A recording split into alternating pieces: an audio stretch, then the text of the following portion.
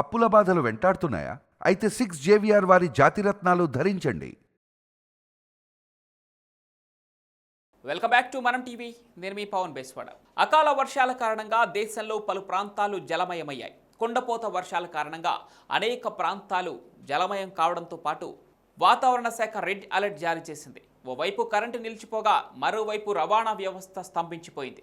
పలు నగరాల్లో రోడ్లన్నీ చెరువులను తలపిస్తున్నాయి. ఈ క్రమంలోనే ఆర్థిక రాజధాని ముంబై భారీ వర్షాలతో అతలాకుతలమవుతోంది. కుండపోత వర్షానికి ముంబై నగరం మునిగిపోయింది.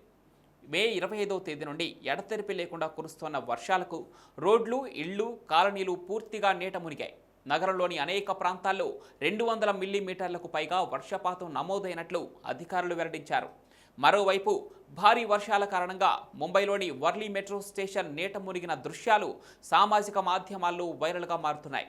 మెట్రో స్టేషన్లోకి మాత్రమే కాకుండా ట్రైన్ లోపలికి కూడా వెళ్లేందుకు వినియోగించే స్టేషన్ గేట్ల వరకు నీరు చేరడంతో అక్కడి పరిస్థితి ఆందోళనకరంగా మారినట్లు తెలుస్తోంది.